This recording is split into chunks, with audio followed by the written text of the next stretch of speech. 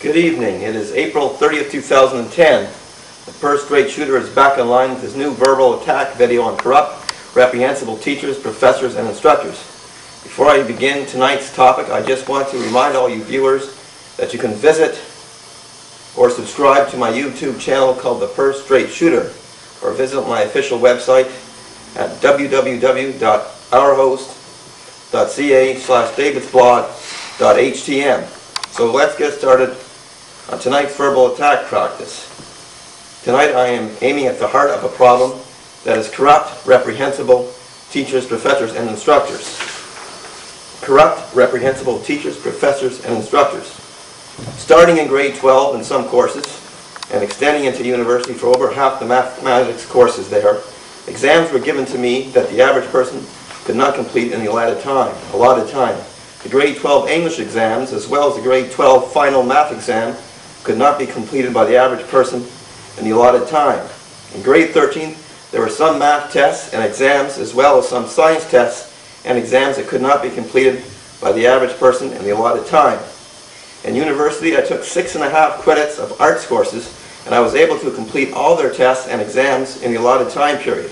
Some of these tests and exams I had to work at a faster pace than others to get finished. But the point here, I was able to complete all these tests and exams. Of the 6 credits of math courses that I took at the university level, I was only able to complete just under 1/2 of these exams in the time allotted to me. There were 3 math exams that really stood out as being way too long for the time allotted to complete them. One was a second-year university statistics course where the professor joked about the fact that he was noted for giving long exams. Upon his death about 10 years ago, the university asked me to give a donation on his behalf. I wouldn't give a cent in commemoration of such an unfair individual who subsequently gave a long exam to my class. There was a second-year university course on ordinary differential equations that just about everyone from the class was still writing when the time to complete the exam was over. Then there was a third-year course on the calculus of complex numbers that couldn't be completed by the time allotted to complete the exam by the average person. Of the 3 math university courses named, I would say the professor who set the second-year course exam on ordinary differential equations was the worst offender for not giving enough time to complete the exam.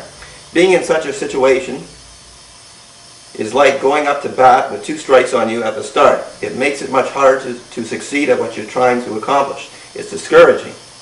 In a grade 13 functions and relations final exam, I was working at a fast pace. I was left with the feeling that nearly everything I was writing were the correct answers. Unfortunately, I was not able to finish more than 75 to 80% of the exam. Knowing what my final mark for the course was, I estimate that I received a mark of about 74% on the exam. I would rather get 74% on an exam and finish 100% of the exam than finish 74% of the exam and get everything right. A teacher or professor has a right to set an exam and make it as hard or as easy as they can within the scope of the course, but they have no right to set an exam that the average person cannot finish. It's morally repugnant. In a university, one has to pay tuition to go there, so setting an exam that the average student cannot complete there is even more morally repugnant than setting an exam that is too long for the time allotted in high school. Setting an exam that is too long by an instructor is also a form of social injustice and a lack of fair play. Teacher or professor should be held accountable for their actions in this type of situation. If you are in high school and can't come close to finishing an exam in the allotted time period, then bring this matter up to your principal.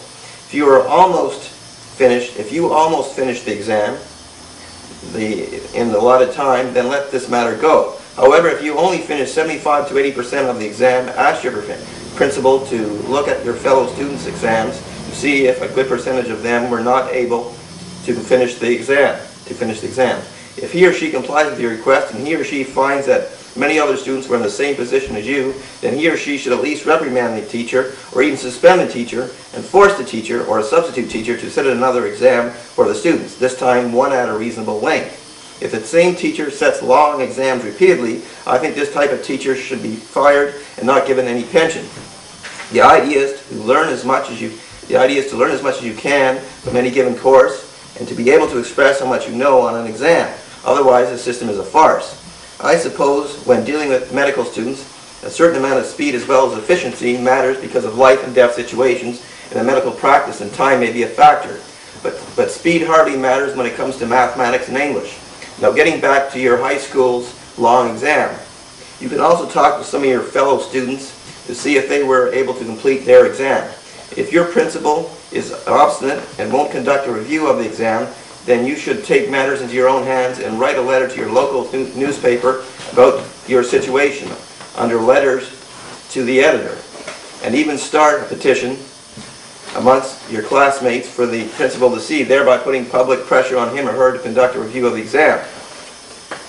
In university, I remember a math professor once stated to the class, if you work fast, you should have enough time to finish the exam. And subsequently, I did finish the exam. In another math class, the professor stated to the class that you should try to finish as much of the exam as possible, and subsequently, I was unable to finish that exam. If you are in university or community college and can't come close to finishing an exam in the allotted time, you should follow this following procedure, somewhat similar to the high school situation. Bring the matter up to the head of the department, or better yet, the president of your school, that you couldn't come close to finishing the exam, and you would like this person to see if a good percentage of your fellow students were unable to complete the exam. If he or she complies with your request, and he or she finds that many other students are in the same boat as you, then he or she should at least reprimand the instructor, or even suspend the instructor and force the instructor or substitute instructors to set another exam for the students, this time one at a reasonable length. If the same instructor sets long exams repeatedly, I think this type of instructor should be fired and not given any pension. Again, as in the high school situation, the idea is to learn as much as you can from any given course and to be able to express how much you know on an exam. Otherwise, the system is a farce. Again, as in the high school situation, you can talk to your fellow students to see if they were able to complete their exam. If the head of the department or the president of your school is obstinate and won't conduct a review of the exam, then, as in the high school situation, you can at least write a letter to your local newspaper about your situation under letters to the editor, and even start a petition amongst your classmates for the head of the department or president of the school to see, thereby putting public pressure on him or her to conduct a review of the exam. If I had to do it all again, I would follow this above approach as a high school, community college, or university student. Having a review done once would also set a precedent for other teachers or instructors at your school to not set long exams. As an added point, some courses may be harder by their very nature than others for the average person who grasp the full content of the course, but that doesn't give the instructor the right to set an exam that the average person cannot complete in the allotted time for an easier course. The grade 13 functions and relations final exam mentioned earlier in my essay was probably an example of an earlier, easier course where the instructor should not have set a long exam but did anyways. One has their hands full with learning the particulars of any given course without the instructor working against you by setting an exam that is too long to complete for the time allotted to you.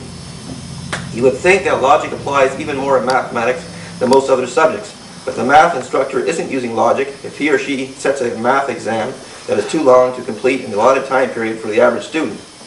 In university or community college, when one is dealing with exams that are too long, too often, this will negatively affect a student's average mark or grade point average, which may in turn negatively affect the type of job the student is able to obtain.